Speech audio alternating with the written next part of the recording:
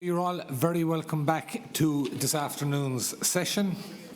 We're looking at the other end of the demographic profile now for a while, and the theme for the next two speakers are the kids are all right, aren't they? And we're starting with Dr. Elizabeth Nixon from Trinity College, Dublin. Dr. Nixon is assistant professor in developmental psychology and the director of the undergraduate degree program in psychology at Trinity College, Dublin. Her research interests are on parenting and family structures as contexts for children's developments. She's a co-investigator on Growing Up in Ireland, the national longitudinal study of children, and runs an infant and child lab at the School of Psychology in TCD, where she conducts research on parent-child interaction. Thank you very much for that introduction, and thanks for inviting me to speak to you today. I'm delighted to be here. Okay, so what I'm going to do today, or what I've been asked to do, is to talk to you about Growing Up in Ireland, which is our national longitudinal study of children in Ireland. And I suppose, just to put it a little bit in context, the landscape of research in Ireland has been really barren, certainly up until about the mid-1990s. And we were really reliant upon data that was gathered elsewhere, most particularly data from the UK. The UK has a very long history of conducting big national cohort studies with children and families. And so for too long we were relying upon that data and trying to generalise it to the Irish context. But of course there are important limitations in doing that. Is there background music on? Great. It's a little unnerving. Okay, and then came the National Children's Strategy in 2000, and this was the first policy document published by the Government of Ireland where the sole focus was on children. And of course, one of the goals of this strategy was that children's lives will be better understood. And that sort of marked the birth of Growing Up in Ireland, which, as I said, is our first national longitudinal study of children. So it's a cross-sequential cohort study, and by that we mean we're following two cohorts of children and their families repeatedly over time. And the aim of this study is really to get a sense of what children's lives in Ireland are like, because up until before Growing Up in Ireland, we might have had some insights from some small studies, but nothing on a sort of a large national scale. So just to tell you a little bit about the design of the Growing Up in Ireland study. So the first phase of the study was from 2006 to 2014, and we had two cohorts of children. The first cohort of children was 11,134 infants, and they were drawn from the child benefit register. So we know that all babies in Ireland, parents can collect the child benefit for them. So obviously there's a big database of the children, and they were randomly drawn from that child benefit register. And then those children were interviewed between September 2008 and April 2009. And then they were followed up when the children were 3 years of age, and there we got about 9,800 of them, and that was between December 2010 and June 2011. Again, very good positive response rate or retention rate. And then we followed them again when they were 5 years of age. So they were just starting into primary school then. It was about 9,001 at that stage.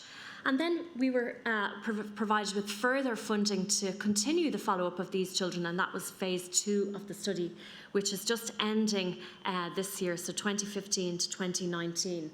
So we have 5,308 of the parents completed questionnaires at age 7, and then we went back to the children in their home when the children were age 9, and that's just, that phase has completed relatively recently, so we did a full home and school-based assessment.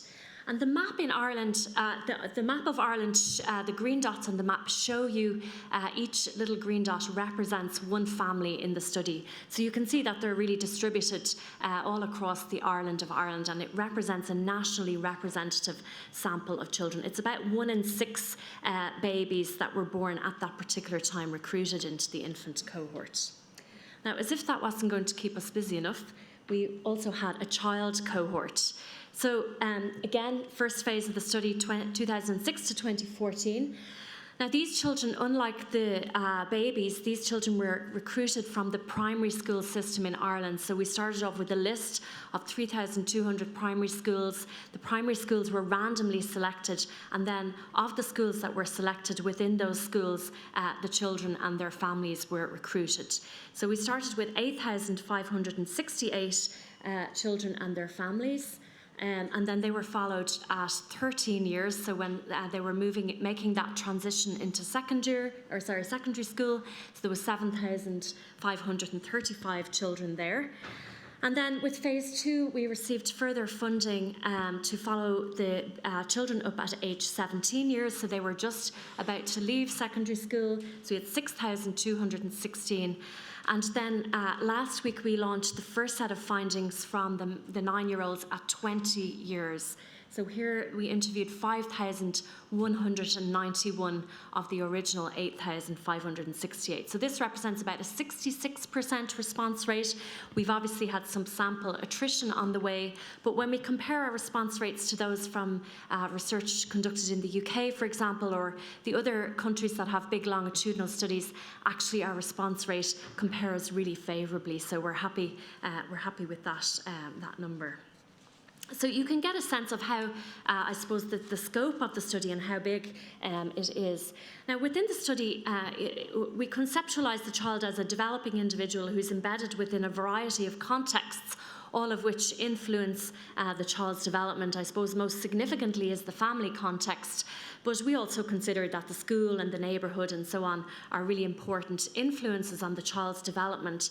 And I suppose reflecting this theoretical framework, we have collected data, of course, from the children themselves, but also from parents, both mothers and fathers. So our study is quite unique in that we have included the perspective of fathers. We see fathers as being really important contributors to child development. We've also collected data from the children's teachers, from school principals, and from childcare providers. So we have multiple informants, if you like, telling us about the lives of these children. Now, the study has been ongoing for 13 years now, and as more and more data are collected, I suppose the true value of a study like GUI can only be realised.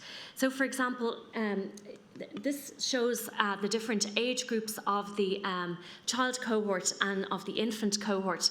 And what has happened now is that the two cohorts have kind of caught up with each other. So we now have the infant cohort at 9 years, which is where we started off with the child cohort.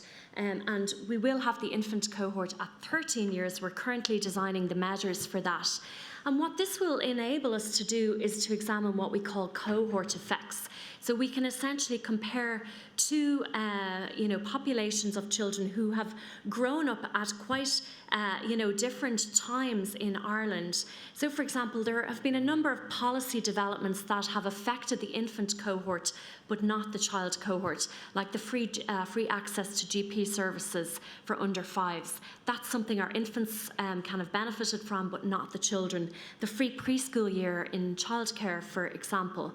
So we'll be able to, I suppose, in some way assess the extent to which these policy developments were taken up by children within the sample, and also by comparing the two cohorts of children, we will be able to see if they have had any impact in terms of children's outcomes. The other value of a study like GUI is that it enables us to track individuals' development over time. And if you do research, that's not longitudinal, even if you repeat it over time, we can get sort of overall trends and patterns in data.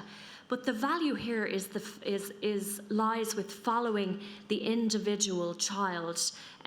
So, for example, data from the 9-year-olds showed us that about 18% of the children were living in single-parent families at wave 1.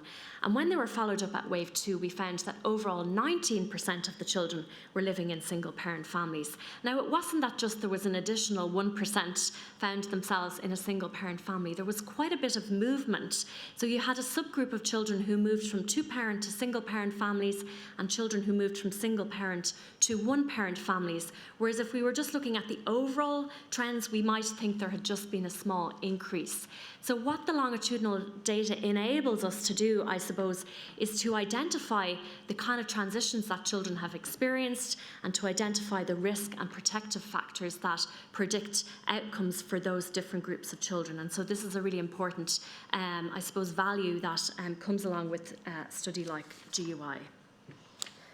Okay, so given the depth and the breadth of data and the amount of data that we've gathered, I suppose the question that we want to look at is, what has this told us about children's lives today? And before I address this question using data from growing up in Ireland, I just want us to reflect for a minute about what it is we do know about children's lives in Ireland, or what we think we know. And it's worth reflecting on the kind of dramatic changes that have happened in the lives of children in Ireland over the last number of decades. So, for example, Sheila Green, who was a chair of childhood research in Trinity, wrote when we wrote about the 1916 Rising and how the lives of children in Ireland had changed over 100 years.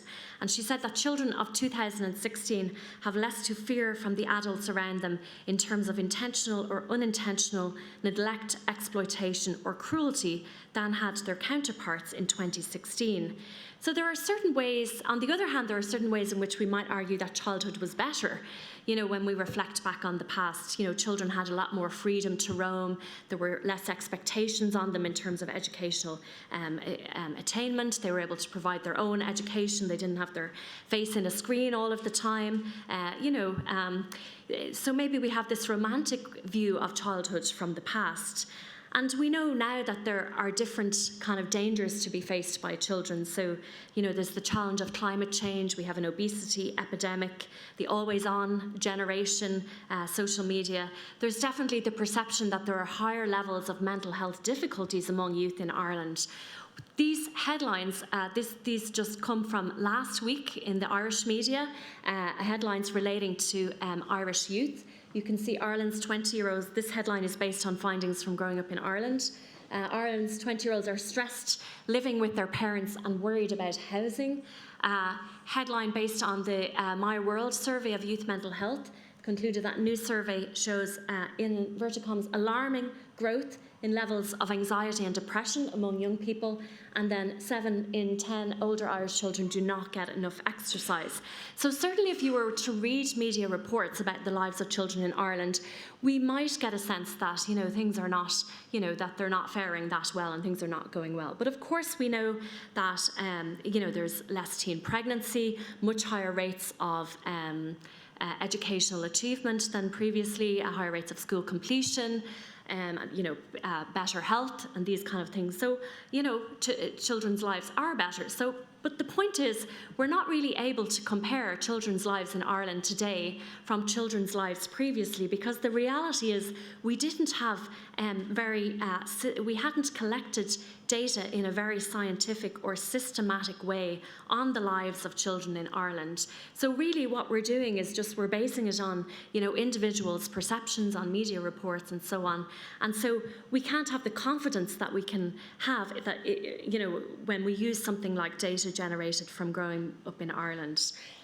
Another question then, is parenting more difficult today than it was in the past?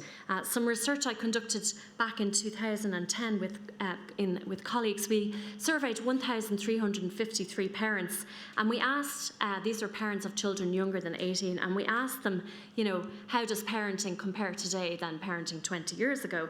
And we found that 73% of the parents perceived that they had less control nowadays than parents 20 years ago. They found that parents had more responsibility for their children, and that 84% of the parents reported that they experienced more pressure. Parenting was more pressurised and stressful now than it was 20 years ago. But the reality is that 20 years ago, these individuals weren't parents. So I don't know upon what they were basing their responses to those questions. They were looking at it from the outside. This wasn't an insider perspective. And I suppose the key point I want to make is that in the absence of reliable data on parenting and on children's lives, from, decades ago, it's really difficult for us to know whether or how parenting or children's lives are better or worse today than they were in previous decades. The reality is maybe it's just different, okay? Okay, so how are children faring in terms of their development? And as I said, if we look at media reports, you'd be forgiven for thinking that things are not well, that children are not doing very well. And I suppose I want to debunk that feeling that we might have when we pick up the paper and read media reports. I think the reality is that the majority of children in Ireland are faring very well in terms of their development. Most of them are thriving, and this is something that we should be proud of. This data presents findings based on children's social and emotional outcomes, and I just focus on this because I'm a psychologist, so it's my own area of interest and something about which I know a small amount. So this data is looking at parents' and teachers' reports on young children's emotional and behavioural difficulties. And what you can see from looking at the graph is it's based on a scale where there are different subscales. So you've got emotional problems like anxiety, depression, conduct problems, hyperactivity problems, problems with peer relationships, and then these all combine into a total difficulties score. So what you can see is that about 15% of the children are classified above this cutoff, where we might think, okay, these children are displaying a sort of elevated level of difficulty. There might be something going on here about which we should be concerned. The other thing we should notice is that overall parents rate their children as having more difficulties than the teachers do. Now, this is a very well substantiated finding within the literature, and there are different ways in which we might interpret this. So on the one hand, parents only have their children to evaluate, but teachers, they kind of know what's, expected of a 9-year-old, for example. So perhaps they have a better sort of, basis upon which to rate children, because they know how a particular child is getting on in relation to their classmates, for example. The other thing to note is that parents rate emotional difficulties significantly more among their children than teachers do. And this is not surprising, because the anxious or shy or withdrawn child, for example, isn't likely to be causing trouble in school. And so their difficulties sort of may go, under the radar. It mightn't be something that's as obvious to the teacher as, for example, a conduct difficulty or hyperactivity difficulty, where this is creating problems for the teacher in the school. So about 15% overall, I would say, of the children displaying significant levels of difficulty. Now, the beauty of growing up in Ireland is that we can see then how are the Irish children comparing in relation to children from other jurisdictions where the same scale has been used. So, for example, if we look at comparable figures from the Millennium Cohort Study, so the MCS is basically got a very similar design to the Irish study. It was conducted in the UK, but they started it in the year 2000, as the name suggests. They found that 20% of their children were displaying significant levels of difficulty. When we look at our 13-year-olds then from within Ireland, we find that the figure of 15% has decreased to 12%. So again, this is based on parent report. And when we look at the MCS data at 11 years, so not quite 13 years, but we see that that's, again, higher at 15%. Now, one of the things you might say, well, this is all based on parent report. What about when the young person reports upon their own mental health problems? What we can see at age 13, we use the short moods and feelings questionnaire, again, a well-standardised measure. We can see the average score for our growing up in Ireland children was 3.9. This compares very favourably to the UK score, which was at about 5.4. We find that 16% of the Irish adolescents at 13 years scored above this cutoff, which indicates that there might be at risk of being diagnosed with depression. The comparable figure from the Australian study lies at 26%. So if we were to take these figures, we might conclude, okay, there's a substantial minority of children who aren't, who are displaying difficulty, and I'm not, taking away from that at all, but I think on a comparative basis, it seems that the Irish children do seem to be doing quite well. Now, the other thing, as I mentioned with the longitudinal data, is that we can look at change and transition and stability over time. And this is what I've done with the findings that I've just presented. So I've presented that 15% of children displaying significant levels of difficulty. That was at age 9 years. Now, when we follow these children up at age 13 years, what we see is that there's a good degree of stability between 9 and 13 years. So you've got your, basically 80% of the children weren't displaying difficulty at any stage of the study, okay? So they got a no at wave 1 and at wave 2. Then you have these children who were at risk of difficulty at wave 1, but they weren't at risk of difficulty by the time they reached wave 2. So something was going on for them when they were 9, but by the time they got to 13, the difficulty had ameliorated in some way. Maybe there was an intervention, maybe they changed school, they were getting on better. Whatever was going on for their life, at 9 years, this was a transient difficulty.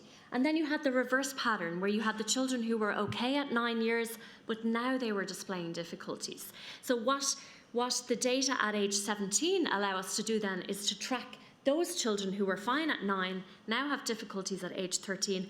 Do those difficulties persist through to age 17? And then I suppose we have this group, and these are the group about whom we should be most concerned, because these are the groups this is the group of about 500 children out of 8,500 children who are displaying consistent levels of difficulty across waves, so that's 7.1%. So the question for us then is, what is it about this particular group of children that makes them different from the children who have either entered into or out of difficulty, or of course for those children who have not displayed difficulties at any point?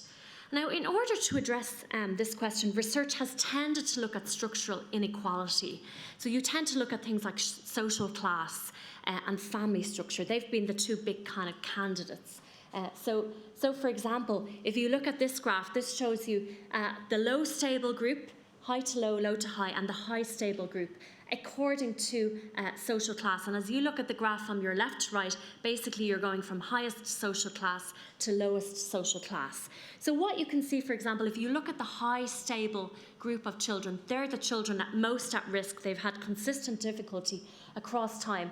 We see that, that only 2% of them are coming from the highest social class, the professional kind of social class. In contrast, 16% of the children are coming from the lowest social class, 17% from the unskilled social class. So we can see social class represents a risk factor in terms of these children's development. But the point that I want to make is that it's only 15% of the children, or 16%, in the lowest social class who are showing this high level of this highest level of difficulty, which means 85% of those children aren't showing those stable levels of difficulty. So sometimes we tend to think like all children from low social classes are displaying these difficulties. Okay, the risk is increased, but it still is a low proportion of children overall, and that's one of the key messages I want you to think about. The other thing then, as I mentioned, family structure. Again, with our longitudinal data, we've been able to track changes into and out of different family structures. So again, you have your 4 classifications of children according to stability of difficulty over time. The low stable on the left and the high stable on the right. And then you have your family structures. So the orange bar is a stable couple. So this is your traditional kind of 2-parent family. The blue bar is like when the child moves from a single-parent family to a family headed by a couple. So this would be like a step family. Then you have your stable single-parent family, which is the yellow bar, and then the brown bar is the breakup, the couple to the single-headed household. And what you can see, actually, the group that's most at risk is those children who go from being in a single-parent household to being in a couple household. They're the children who are who have the highest rate of being in that high stable group. So that family transition from single-parent to step-family is something that seems to be elevates the children's risk. But again, it's only 21% of those children who are displaying significant levels of difficulty. So this makes us think about family structure differences, because, there's a lot said about single-parent families and how the children tend to do worse. And that is true from a statistical point of view. And we see that these differences, I've presented you with their mental and emotional outcomes, but if you extend it to things like self-concept, depressive symptomatology, achievement at school, we can see that those differences between the different family structures are reflected in the data. But the differences tend to be quite small in magnitude. The majority of children in single-parent households are doing very well. But what we do need to take account of is that small instances or sort of small occurrences of disadvantage. So if your child isn't doing well in this domain and then in that domain and in another domain, that all accumulates into more disadvantage. So and it can reflect overall higher levels of difficulty across childhood and adolescence. And the other thing that we need to bear in mind is that even if we're only talking about modest differences at the individual level, when it affects a substantial proportion of the population, so for example 20% who live in single-parent families, then from a government or a policy perspective, then it's a bigger problem. So even though at an individual level it's a small issue, because it's affecting a larger proportion of the population, then of course it is something that can be quite significant. So if we were to take this question of family structure and how it represents a risk factor in terms of children's development, the obvious question that we need to ask is, what is it about living in a single-parent family structure that elevates children's risk for poorer difficulties? And the first candidate that pops into people's minds relates to financial difficulty. And of course this makes sense. We know that single-parent households tend to be disproportionately characterised by poverty and less educational attainment and lower social class. So for example, in growing up in Ireland, 2/5 of single-parent families were in the lowest income quintile, and the corresponding percentage for the two-parent households was about 16%. So you see 40% versus 16%. We also found that 1/5 of the single-parent households were 100% reliant on social welfare at both waves, 9 and 13. The corresponding figures for children from two-parent households was about 4 and 7%. So we can see that there are discrepancies in terms of the economic resources within the households. But I would like to argue that economic resources can't and shouldn't fully account for the differences that we're seeing there, and that what we do need to also take account of is what goes on within these families. And here I use the term family processes, but basically it's the idea of kind of parenting, the quality of relationships, parental well-being. These are as important as economic resources for helping us understand why children in some families suffer elevated risk of poor outcomes than other children. So, for example, one of the risk factors that we've looked at relates to parental depression, maternal depression. And we see when we compare the rates of maternal depression among mothers in single-parent versus two-parent households, we see a really strong sort of discrepancies. So at wave 1, we had about 20%, 19.3% of the single mothers. This increased slightly to 21% by wave 2. And then the corresponding figures for the two-parent households were 7.3 and 9.4%. So again, you can see the risk is higher, but it also means that 80% of the mothers in single-parent households aren't depressed, okay? So even though the risk is higher, we have to think about the absolute rates as well, and it means that the majority of single parents are doing fine, they're doing well, and their children are doing well as well. Now, when we combine everything into the model, so we statistically control for all of the different variables, so we can get a sense of, relatively speaking, what is a key driver of children's outcomes, we actually find that things like maternal depression are as significant as the income level and as the family structure in terms of understanding children's outcomes. And indeed, what represents a key risk factor in terms of children's outcomes is where there are high levels of conflict in the mother-child relationship.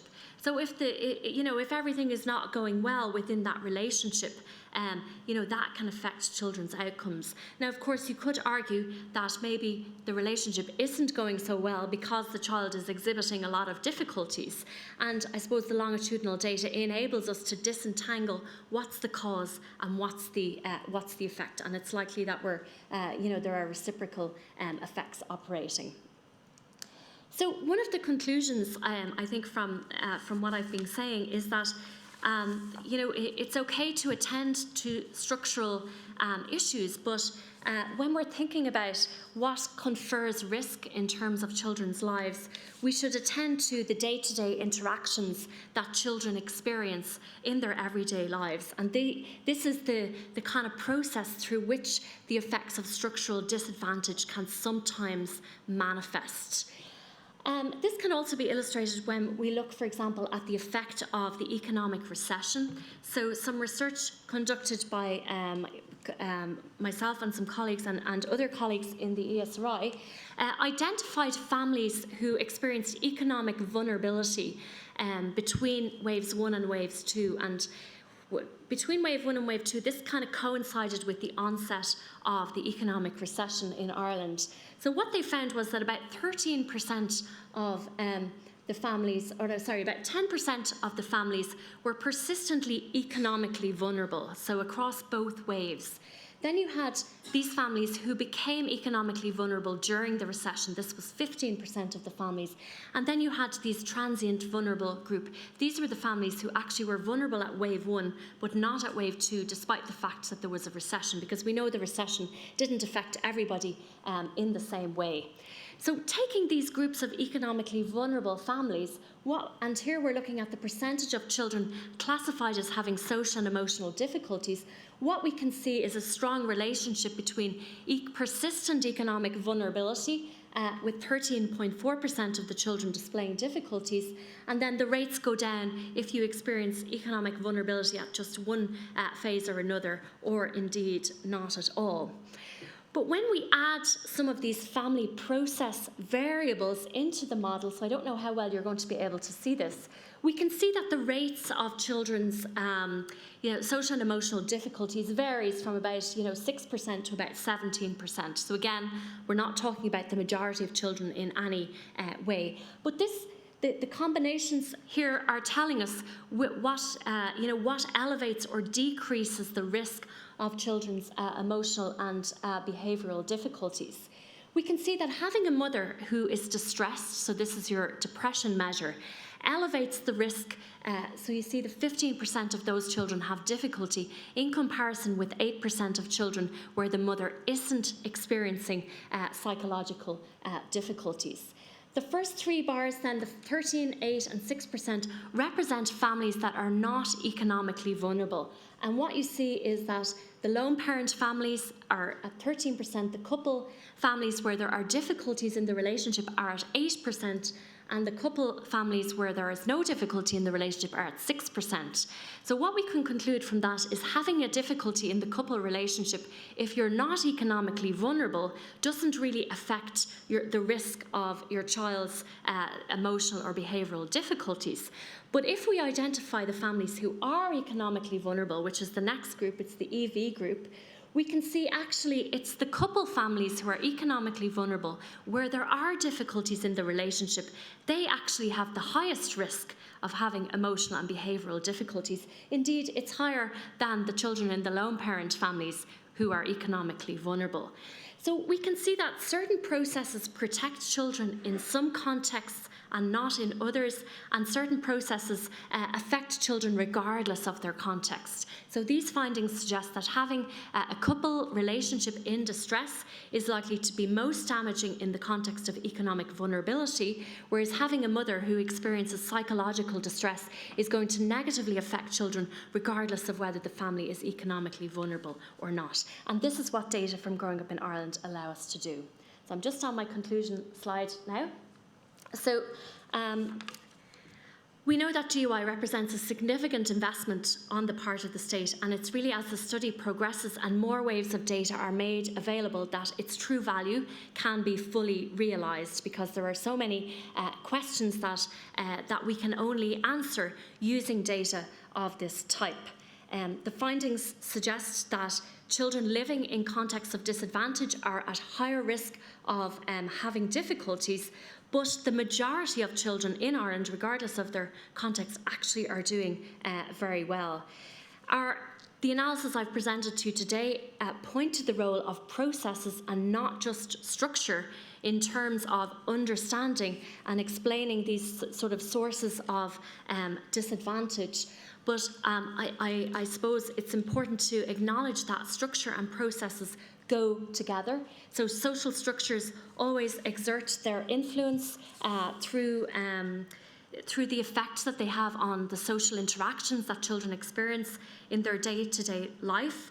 So they're inseparable phenomenon. And so, for example, family structure or social class, it's an important risk factor in terms of children's sort of adjustment, because it is related to processes that we know elevate children's risk of poorer outcomes. But we have to be careful that we don't place too much responsibility on processes and on the individual, because to do so would, I suppose, marginalise or stigmatise those individuals, and also it may, inadvertently relieve those who are responsible for addressing sort of issues of upholding systems and their inequalities.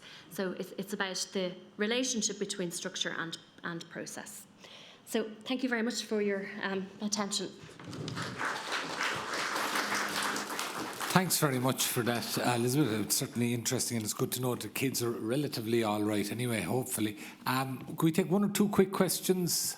Anybody wants to follow up on any aspect of that? Yeah, we just have one here with the microphone. John has to take it there. Thank you. Fascinating presentation. Thanks very much. Did you give consideration to analysing the outcomes with housing as the determining factor rather than financial resources? Yeah, so I expect the data are there, but I haven't specifically looked at that. And actually, when we embarked on the study, there wasn't really a housing crisis like we have now. Like, some of the data were collected back. We started the study in 2006.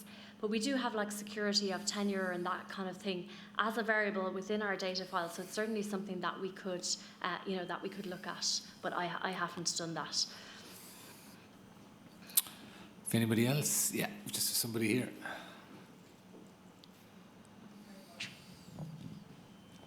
I've just one question to ask you. Mm-hmm. Self-esteem seems to be very different in children of different needs. Are you born with it, or do they acquire it? Self-esteem? Yes, I've seen children in families, and the ones with self-esteem, good self-esteem, seem to excel despite challenges more than the ones with low self-esteem. Well, I would say self-esteem is definitely something that is acquired. So when babies are born, they don't even have a sense of self. They don't know that they're separate from other individuals. So they learn this about their bodies first and then about their minds. So I think that sense of self comes about through interactions that they have with their family, and obviously children who have good relationships with parents and are securely attached develop a good sense of self. Definitely something that develops over the course of childhood and adolescence. And having that sense of not so much self-esteem, I would say self-efficacy. So this idea that you have some control in your life, I think is a really important protective factor in terms of children's development. Anybody else? No, I have to say, and I think a lot of people would agree, because we get bulletins every so often from the survey. It is one of the most fascinating long-term research surveys that we have in the country. So, Dr. Elizabeth Nixon, thank you very much for that presentation. And now we move on to our